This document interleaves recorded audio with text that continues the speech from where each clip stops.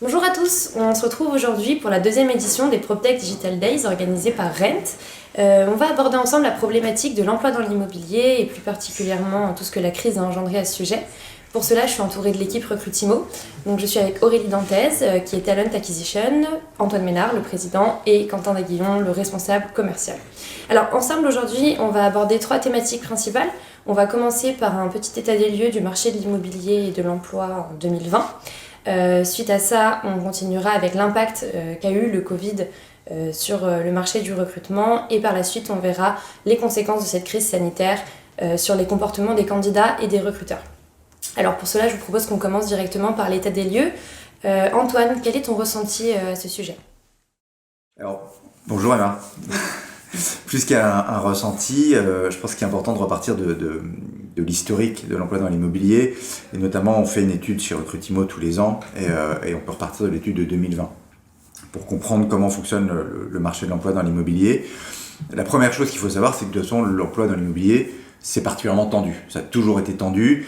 Pour vous donner une idée, l'année dernière, quand on interroge les employeurs, 95% des employeurs nous disent qu'ils ont des difficultés à recruter. Et en parallèle, quand on interroge les candidats, il y en a 78% qui nous répondent qu'ils sont régulièrement sollicités par les employeurs. Donc ça nous donne déjà une idée de la tension du marché de l'emploi dans l'immobilier qui existe et qui existait fortement bien avant la crise sanitaire. En parallèle, je crois que la durée de vie du CV est particulièrement courte, si je ne dis pas de bêtises.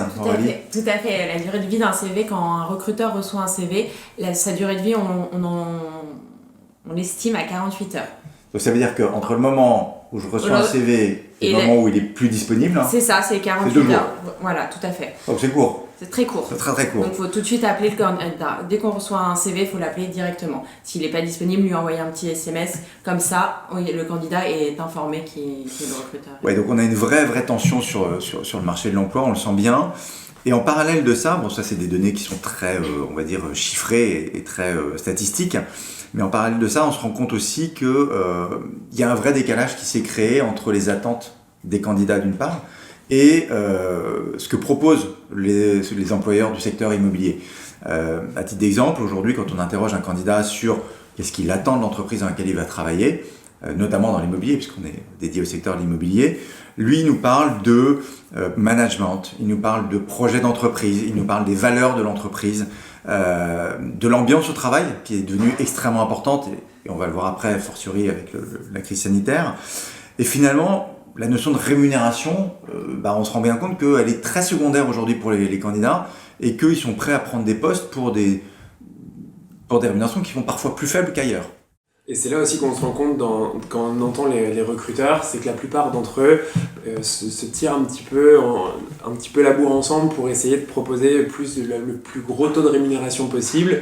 Et en fait, de l'autre côté, les candidats, comme disait Aurélie, recherchent plutôt un cadre avec une ambiance agréable, avec des collaborateurs avec qui ils vont bien s'entendre, avec une vraie formation en interne et pouvoir progresser, autre qu'avoir le plus gros pourcentage de rémunération par exemple. Donc il y a un vrai décalage entre ces deux mondes et en fait on se rend compte qu'en comparant nos deux études de 2019 et 2020 que ce différentiel entre la rémunération et le bien-être au travail a augmenté pratiquement 30%. Il est passé de 66,4% en 2019 à 94% en 2020.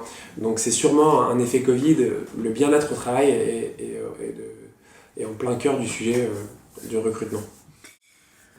En parallèle, on se rend compte aussi qu'il y a un vrai décalage sur la manière de trouver un emploi pour un candidat et la manière de rechercher un candidat pour un employeur. Là aussi, quand on interroge un employeur, on lui demande qu'est-ce qu'il utilise comme outil pour recruter. Alors bien sûr, ils répondent en partie les job boards, mais il y a une partie non négligeable qui parle des réseaux sociaux. Mais quand ils parlent des réseaux sociaux, ils ne nous parlent pas de LinkedIn, qui est un réseau social professionnel, ils vont nous parler de Facebook ou d'Instagram. Et à l'inverse, quand on interroge les candidats, on se rend compte que les candidats, eux, quand ils cherchent un travail, ils vont sur des job boards. Et quasi exclusivement, je crois que la statistique, ça doit être 86 ou 88% des candidats qui cherchent un boulot via un job board, donc c'est-à-dire les plateformes digitales d'emploi. Hein. Et en réalité, quand on leur dit les réseaux sociaux, ils nous disent non, nous on ne cherche pas via les réseaux sociaux. Les réseaux sociaux, c'est de la détente. Si on va sur Facebook, si on va sur Instagram, c'est pour voir ce qui se passe dans notre communauté. Mais l'emploi, c'est pas là qu'on va le chercher. On n'est pas dans un mode, à ce moment-là, professionnel. Et donc, même si on voit passer des annonces, des recherches d'emploi, finalement, on n'est pas sensible, on n'est pas prêt à postuler. Donc, évidemment qu'à la marge, on va pouvoir toujours trouver un candidat sur Facebook ou sur Instagram. Mais de manière générale et de manière massive, ce n'est pas sur un réseau social du type Facebook ou Instagram qu'on trouve des candidats. Et d'ailleurs, les candidats nous disent qu'ils ne vont pas sur ces réseaux sociaux pour trouver un boulot. D'accord, merci beaucoup pour vos remarques. Je me permets également de rebondir. Quentin, tu as abordé à un moment la question de l'impact de la crise sur le marché de l'emploi immobilier. Est-ce que éventuellement vous pourriez approfondir, Antoine, peut-être ? Oui, alors déjà, avant de parler de l'emploi dans l'immobilier, post, on va dire, crise sanitaire, enfin post, on est en plein milieu de la crise sanitaire, mais en tout cas, ce que ça va donner par la suite, je pense qu'il est important de faire un focus sur quelle est la situation économique aujourd'hui dans le marché immobilier. Et c'est intéressant de remarquer qu'elle est extrêmement variable selon les secteurs dont on parle. Prenons par exemple le secteur de la promotion immobilière. Le secteur de la promotion immobilière aujourd'hui connaît beaucoup de difficultés économiques dans son secteur pour une raison simple, pas des raisons simples d'ailleurs, c'est des raisons qui sont extrêmement variées. Oui, l'impact du Covid est réel puisqu'il y a des mises en chantier qui se sont déportées dans le temps, largement parfois. Mais en parallèle, il y a eu aussi beaucoup d'effets. Il y a un effet qui est lié aux élections municipales de 2020. En 2020, il y a eu énormément de changements de conseils municipaux avec des tendances parfois très différentes des conseils municipaux précédents. Et on se rend compte qu'il y a énormément de permis de construire qui ont été soit purement et simplement remis en cause, soit qui ont demandé énormément d'aménagement. Et mécaniquement, les mises en chantier de la promotion immobilière ont connu énormément de retard. Donc ça, c'est un point, on va dire, conjoncturel. Et puis, de manière structurelle, la promotion connaît depuis toujours des difficultés à trouver du foncier. Et on va dire que cet aspect-là, aujourd'hui, ne s'est pas amélioré, la crise sanitaire venant encore amplifier cet aspect-là. En parallèle, on peut parler aussi de l'immobilier professionnel, qui là connaît une vraie mutation. Qu'est-ce qui se passe ? La crise sanitaire dit évidemment télétravail, ça aujourd'hui tout le monde le sait. Et mécaniquement, les entreprises remettent en cause les volumes de bureaux dont ils ont besoin. Puisque mes collaborateurs sont en télétravail, pourquoi je continuerai à louer, voire acheter autant de mètres carrés pour occuper mes équipes ? Et on se rend compte qu'effectivement, les entreprises commencent à se poser réellement la question, voire ont pris déjà des décisions pour réduire leur surface de bureau. Donc là, on est vraiment sur le bureau. Et puis derrière, on va se poser la question de la crise économique qui va venir. Quel va être l'impact de cette crise économique qui est déjà présente et qui va s'amplifier ? Notamment, on parle des petits commerces. Il y a énormément de boutiques qui ont déjà fermé. Il y en a énormément qui vont fermer. Les impacts sur les restaurants. Demain, on risque effectivement d'avoir une amplification des liquidations des commerces. Et mécaniquement, on va avoir un marché on va dire, du commerce disponible qui va exploser. Et mécaniquement, ça va avoir un effet sur les prix, mais également sur l'immobilier professionnel. Derrière, on peut parler aussi de la construction et du logement social. Ça, ce sont des marchés qui aujourd'hui restent très dynamiques. Il y a de l'activité et c'est des marchés qui ont énormément de mal à recruter toujours. Ça reste prégnant. Et puis le dernier secteur évidemment dont on doit parler, c'est le secteur résidentiel. Beaucoup de monde s'est posé la question de savoir est-ce que l'immobilier résidentiel a eu des difficultés ou connaît des difficultés. On a souvent entendu « oulala, c'est difficile, l'immobilier s'écroule », on entend les baisses de prix à Paris. Voilà. Oui, il y a des tendances à la baisse de prix, bien évidemment, mais la réalité, c'est qu'en 2020, on a eu la deuxième meilleure année de l'immobilier résidentiel. On a perdu à peine 9% sur une année historique qui était celle de 2019. Donc aujourd'hui, le constat qu'on peut faire, c'est que l'immobilier résidentiel se porte extrêmement bien.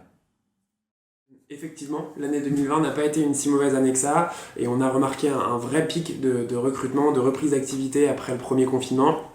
On a un secteur d'activité qui est reparti à la hausse et un vrai besoin pour nos clients de recruter, de restaffer, plus de transactions, donc forcément plus de commerciaux à intégrer, donc des agences, des sociétés à restructurer, une façon de travailler un petit peu différente, mais toujours un vrai besoin de recruter, d'aller chercher des talents et de pouvoir Et ça veut dire qu'en fait, dès que le confinement était terminé, finalement l'activité de recrutement elle a repris comme si de rien n'était. Le retour qu'on a est même plus fort qu'une activité que la même période en 2019. On a une année 2020 en période de mai, juin, juillet qui a été excellente en termes de transactions immobilières, en tout cas dans le résidentiel.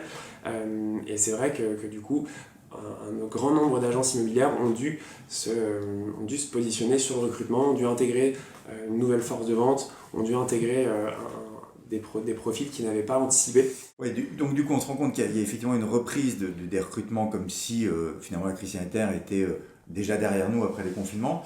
Mais il y a eu, je crois, des vrais changements dans les comportements parce que finalement, après confinement, on n'a pas continué à recruter de la même façon qu'on le faisait. Les recruteurs ont dû se réinventer au niveau du recrutement, des nouvelles techniques, la visio, ils ne pouvaient plus avoir en présentiel les candidats. Et aussi du côté candidat, le confinement leur a fait poser des questions sur leur carrière, comment évoluer. Donc il y a aussi ce turnover. Donc les agences ont dû recruter pour se staffer, mais en même temps aussi pour anticiper les turnovers à venir. D'accord, très bien. Merci pour vos remarques. Donc comme vous l'avez dit, l'immobilier se porte bien, on y recrute, différemment certes, mais on y recrute. Et maintenant, selon vous, l'immobilier et le recrutement de demain, comment est-ce qu'on s'y prépare? Quelles sont les perspectives de recrutement à venir? Alors, moi, à mon sens, la première chose à laquelle il faut penser, c'est que il y a deux types d'entreprises dans une crise. Crise économique, crise sanitaire, peu importe. C'est qu'il y a des entreprises qui ont peur de l'avenir et vont mécaniquement se refermer sur elles-mêmes, donc licencier potentiellement, ou moins recruter dans tous les cas. Et ça, c'est des entreprises qui sont amenées à péricliter quoi qu'il arrive. Et puis, il y a l'autre type d'entreprise, c'est celles qui se disent, on a une crise, c'est une opportunité pour prendre des parts de marché, pour grandir. Et ces entreprises-là, elles sont déjà en train de se préparer pour l'avenir, quand on en a parlé tout à l'heure. C'est-à-dire qu'elles se disent, nous, on a besoin de recruter, nous, on va aller prendre des parts de marché. Cette crise, c'est une véritable opportunité. Et donc, il y a déjà une mentalité à changer, qui est de se dire, je ne prends pas peur parce qu'il y a une crise, mais au contraire, j'en profite. Donc il faut être positif, et donc mécaniquement, quand on se dit je vais prendre des parts de marché, il faut avoir les équipes pour prendre ces parts de marché, et donc il faut les structurer. Donc déjà, la première chose, c'est de se dire, oui, je vais recruter, et je vais continuer à recruter. Donc ça, c'est le premier aspect. Après, il y a effectivement, Emma, vous parliez des méthodes de recrutement, il y a des méthodes de recrutement et des façons de recruter qui étaient déjà présentes avant le début de la crise, mais qui finalement, cette crise est venue renforcer le besoin de changer de méthode, de changer d'approche pour les recruteurs. La première chose, on l'a dit tout à l'heure, c'est que les candidats aujourd'hui, ils ne cherchent plus une entreprise qui les rémunère bien, ils cherchent des entreprises qui leur apportent un vrai projet. La crise sanitaire, elle a montré que finalement tout le monde s'est retrouvé chez lui, bloqué, peu de perspectives, peu de liens sociaux. Et aujourd'hui, c'est encore plus renforcé. Le candidat, il cherche à avoir une entreprise dans laquelle il peut évoluer sereinement, avec une ambiance sympa, avec un vrai projet d'évolution, un vrai projet d'entreprise, des vraies valeurs. Ça, la notion de valeur est de plus en plus prégnante. Et donc, il est important aujourd'hui que l'employeur se pose la bonne question de qu'est-ce que j'ai à proposer à mes candidats. Donc ça, c'est déjà aussi une propre remise en cause. Très souvent, je crois Quentin, quand il pose la question, enfin, tu vas nous le confirmer, il pose la question aux recruteurs, qu'est-ce que vous avez à proposer aux candidats? Il me semble que la première réponse, c'est rémunération, on l'a dit tout à l'heure, mais est-ce qu'ils commencent déjà à se projeter sur ce qu'ils peuvent proposer de plus? Exactement, Antoine, c'est tout à fait vrai. Aujourd'hui, on se rend compte que la plupart des recruteurs, c'est exactement ce qu'on disait tout à l'heure, essayent d'attirer des candidats en proposant un salaire le plus attractif possible. Et en fin de compte, le candidat va chercher autre chose, il va vouloir de la formation, il va se positionner sur l'importance qu'il va avoir, le rôle qu'il va jouer dans la société, l'ambiance qu'il va retrouver avec ses collaborateurs. Et c'est certain que le Covid a accéléré tout ça. Aujourd'hui, on a besoin d'être bien dans sa société pour performer. Moi, je travaille régulièrement avec des patrons d'agences ou des patrons de sociétés qui ont besoin d'avoir une force, par exemple, commerciale, qui cherchent forcément à avoir une force de frappe commerciale importante. Et on ne peut pas juste proposer un package intéressant à des commerciaux pour qu'ils soient bons. Il faut aussi les intégrer, les former, les faire progresser et les projeter dans le temps, peut-être en termes d'évolution sur des prises de poste un peu plus importantes, les faire évoluer au sein de l'entreprise. Et tu parlais de formation et d'intégration justement, et je crois qu'Aurélie, c'est vraiment un sujet qui pose problème aujourd'hui dans l'approche, enfin dans le retour des candidats que nous avons. Oui, tout à fait. Il y a une vraie difficulté. Tout à fait, il y a une difficulté, les entreprises ne proposent pas assez de formation, d'accompagnement aux candidats. Et là, on peut le voir aussi beaucoup dans leur intégration pendant la période d'essai. Le candidat, quand il s'aperçoit qu'il n'y a pas une réelle intégration, formation, accompagnement, il part 25%, selon l'étude qu'on a faite, 25% des candidats partent pendant la période d'essai. Donc cette approche de formation, d'intégration est vraiment importante pour le candidat. S'il ne s'y retrouve pas, il partira de la société. Ouais, donc c'est-à-dire qu'on met énormément d'énergie à trouver des candidats, à les recruter, et finalement, on va les perdre très rapidement parce qu'on ne propose pas alors, évidemment la formation, mais on parle d'intégration. Alors on n'est pas à dire je fournis une formation bien calée, on est déjà à dire j'intègre correctement mes collaborateurs. Et ça, visiblement, effectivement, il y a un vrai changement à avoir parce que quelque part, on renvoie une image de la société à ce moment-là. Et déjà, si l'image n'est pas conforme avec celle qu'attendait le candidat, on peut imaginer que le candidat soit déçu et quitte l'entreprise. Tout à fait. Le candidat, il recherche du bien-être dans son travail aujourd'hui, comme on le disait par rapport à la rémunération. Et si dès les premières semaines, il n'a pas ça pendant sa période d'essai, il va quitter plus facilement. Aujourd'hui, c'est vrai qu'ils ont moins peur de quitter rapidement un travail parce qu'ils savent qu'ils peuvent en retrouver d'autres. On sait que l'immobilier est un secteur sous tension dans le recrutement et les candidats, s'ils n'ont pas ce qu'ils attendent, la promesse, ils partiront plus facilement. Ouais, donc finalement, on entend partout crise économique, c'est difficile, l'emploi, le chômage futur, etc. Mais on se rend compte qu'en pratique, le candidat, dans l'immobilier en tout cas, il n'est pas très sensible à ça. Et il est prêt finalement à quitter une entreprise pour obtenir un meilleur projet, en tout cas une meilleure adéquation avec ses attentes, même s'il y a cette crise économique qui est latente et qu'on attend tous. Oui, je pense que le confinement, les candidats se sont posés beaucoup de questions et s'ils ne s'y retrouvent pas, ils ne vont pas rester. Ils veulent vraiment ce bien-être. On le retrouve sur tous les candidats. D'accord. Et donc tout à l'heure, on évoquait, en l'occurrence moi, je parlais de cette notion de valeur, de projet d'entreprise. Donc c'est très bien de se dire, l'employeur se pose les bonnes questions et qu'est-ce que j'ai à mettre en avant, qu'est-ce que je propose au candidat. Et la question c'est comment je communique dessus. Parce que avant de capter mon candidat, comment je vais communiquer sur ma capacité à attirer du candidat, sur les valeurs que j'ai envie de transmettre. Qu'est-ce que doivent faire les employeurs aujourd'hui ? On a remarqué que, aussi avec le confinement, que les candidats, ils sont totalement sur les réseaux sociaux, sur Internet, ils ont les outils à la maison aujourd'hui. Ils n'ont plus besoin d'aller faire le tour des agences pour déposer leur CV. Tout se fait sur Internet et tout se trouve sur Internet. Donc le recruteur doit mettre les bonnes informations sur sa société, donner envie dans un premier temps au candidat d'aller de postuler à son entreprise. Donc les outils, tout ce qui est outils marketing RH est important pour le candidat. Il a besoin d'avoir une vitrine Internet et une vitrine pour lui pour postuler. Et concrètement, quand on parle d'outils de marketing RH, on parle de quoi ?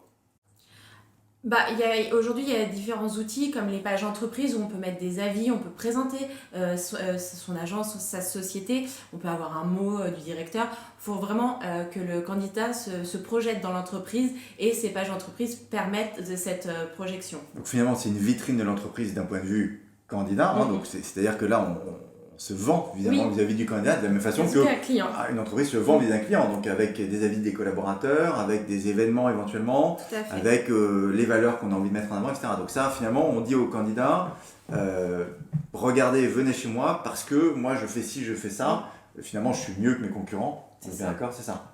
En fait, tout ce qu'on a repris tout à l'heure, les valeurs, l'état d'esprit, en fait le candidat doit le voir directement. Avant de postuler, c'est pas juste sur l'annonce, il a besoin d'aller.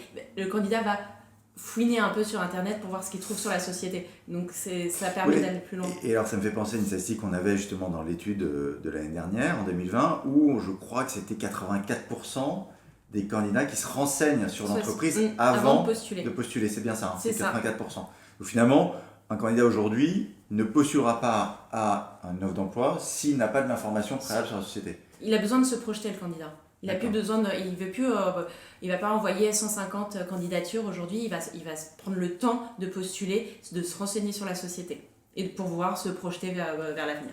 D'accord. Et tout à l'heure, on évoquait justement le fait que le candidat était sur Internet toute la journée, finalement, notamment quand il est chez lui, ou en tout cas quand il est plus tôt chez lui, on parle de couvre-feu, il passe beaucoup de temps sur Internet. Donc, est-ce que là aussi, on évoquait les canaux privilégiés, ou est-ce qu'aujourd'hui il y a un changement à prévoir après la crise sanitaire qui est sur quel type de canaux doit communiquer l'employeur ? tous les canaux professionnels. Aujourd'hui, le candidat, il a besoin de se rassurer, il a besoin de savoir que c'est une entreprise qui est professionnelle, que c'est pas juste elle a fait son boui-boui à côté, elle veut quelque chose de structuré et donc utiliser tous les outils possibles mais professionnels. Comme on parlait des Facebook, des Instagram, c'est pas pour le recrutement, c'est pas des outils pour le recrutement. Il existe plein d'outils dédiés à ça, donc il faut vraiment que les recruteurs, parce que les candidats connaissent ces outils-là, donc il faut que les recruteurs s'alignent aux candidats. D'accord. Ok. Il y a un autre sujet aussi qui est important, à mon avis, de souligner, et qui a un vrai impact pour lequel la crise sanitaire a un véritable impact, Quentin, c'est la notion de statut. On a vu une vraie évolution entre les études de 2019 et 2020 sur le positionnement du candidat en termes de statut. De mémoire, en 2019, lorsqu'on interrogeait le candidat, il y en a près de 50% qui étaient prêts à travailler en statut indépendant. Et il me semble que ça a bien changé en 2020. Alors ça, c'est un point hyper important et on remarque sur l'année 2020, le statut d'indépendant, malheureusement, les candidats, ou malheureusement ou heureusement, les candidats cherchent de la sécurité. Et avec le statut d'indépendant, quand on veut se reconvertir sur un secteur qu'on ne connaît pas forcément, quand on va débuter, on va se lancer dans l'immobilier et qu'on nous propose un statut d'indépendant, mais ça peut faire peur. Ça peut faire peur à des candidats, donc forcément, avec les couvre-feux, avec les confinements, le candidat va rechercher un statut avec plus de stabilité. Donc on va mathématiquement se tourner vers un statut de salarié, donc en CDI.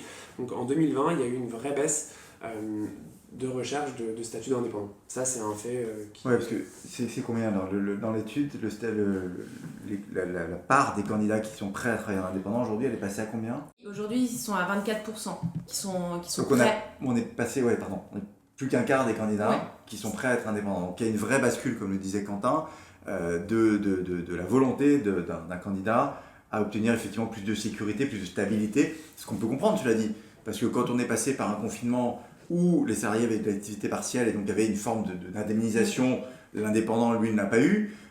Tout le travail qu'il n'a pas pu fournir pendant cette période-là, il a eu effectivement une baisse de son chiffre d'affaires très significative dans les mois qui suivaient. Et l'indemnisation de l'État, qui était que de 1 500 €, évidemment, crée des vraies distorsions de situation. Donc on peut imaginer que, d'un point de vue sécurité, aujourd'hui en tout cas, les candidats n'aient plus envie d'aller vers l'indépendant.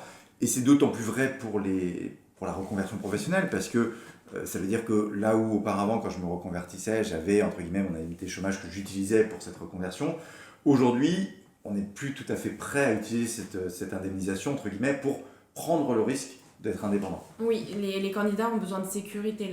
Le confinement a basculé tout ça et ils ont besoin vraiment de sécurité, d'avoir un salaire, d'avoir, comme on parlait, une projection sur du long terme dans l'entreprise. Ils veulent être encadrés par une société. Aujourd'hui, d'être indépendant, ils ont peur parce qu'ils se sont dit on va me lâcher comme ça dans la nature. Et ben non, ils veulent vraiment être attachés à l'entreprise.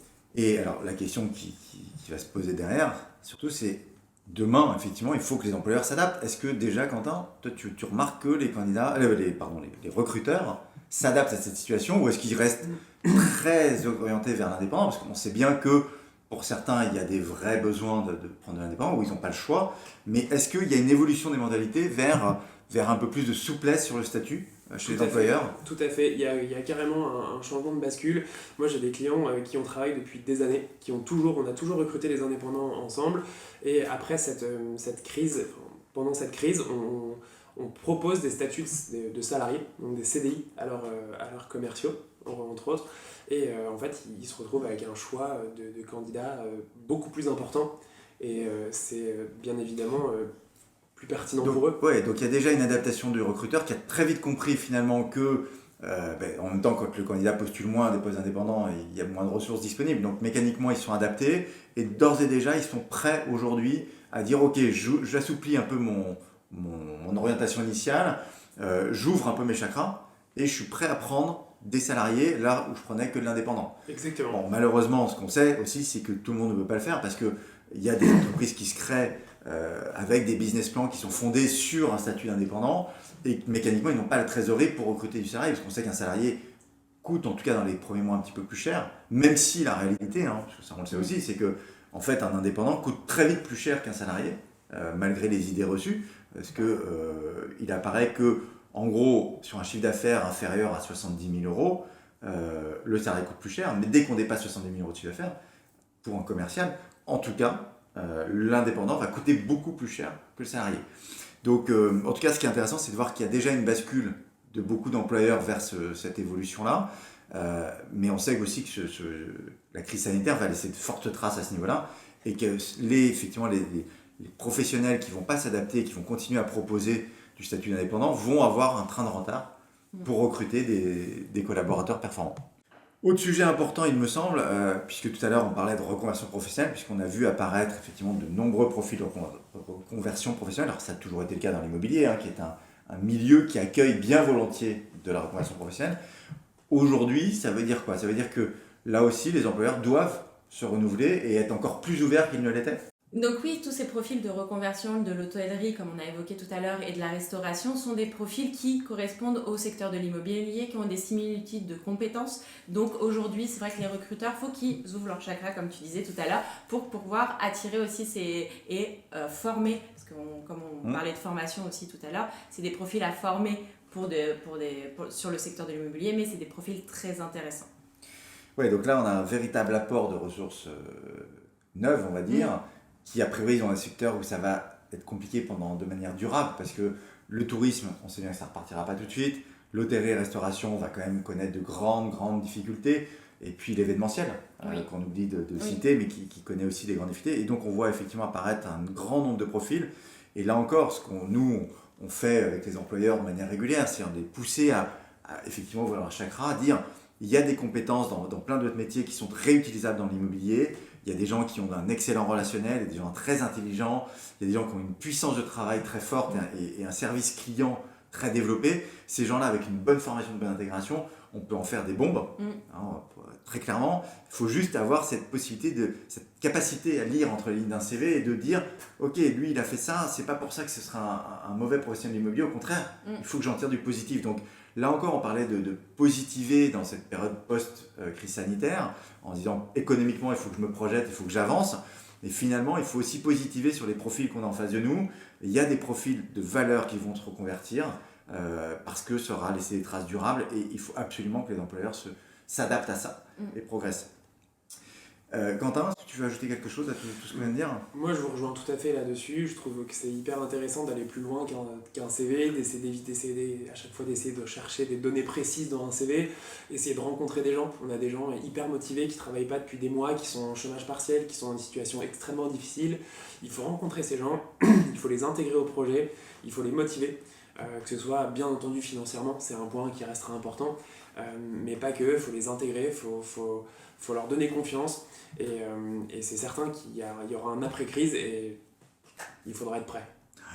Donc en résumé, si on veut synthétiser tout ce qu'on vient de se dire, la première chose c'est de se mettre dans une situation positive d'après-crise en disant il faut se relancer, il faut gagner des parts de marché, donc staffer nos équipes, donc recruter, ça c'est obligatoire. Pour recruter, il faut savoir bien communiquer sur les bons canaux, ouvrir, on va dire, modifier ses habitudes de recrutement, que ce soit sur le statut, que ce soit sur l'expérience des candidats, et puis effectivement, faut arriver à se projeter dans cette après-crise et dire ok, on avance, finalement cette crise elle est bientôt, en tout cas on l'espère, derrière nous. C'est dans quelques mois, en tout cas, on l'espère tous. Et puis, il n'y a pas de raison que l'immobilier s'en sorte mal. Encore une fois, on a vu qu'il y a des secteurs comme la promotion et l'immobilier professionnel qui ont peut-être effectivement plus de difficultés qu'ailleurs, mais on sait aussi que c'est des marchés qui rebondissent très vite. Et on sait que ça va rebondir très vite, donc il faut s'y préparer tout de suite. Et il faut donc surtout continuer à recruter, ça c'est hyper important. Voilà, je crois qu'on a dit beaucoup de choses. On est à votre disposition, bien évidemment, s'il y avait d'autres informations dont vous auriez besoin. On a parlé beaucoup de notre étude de recruteur candidat en 2020. Cette étude-là, elle est déjà disponible sur notre site, sur recrutimo.com, bien évidemment. Et on est en train de la relancer à partir du mois d'avril.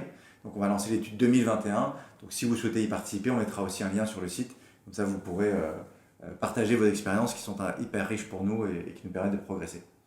Voilà, on vous remercie. Très bien. Eh bien, merci à tous pour vos interventions. J'ai été très heureuse de vous avoir avec moi aujourd'hui. Et puis, quant à nous, on se retrouve très vite sur Recrutimo. À bientôt!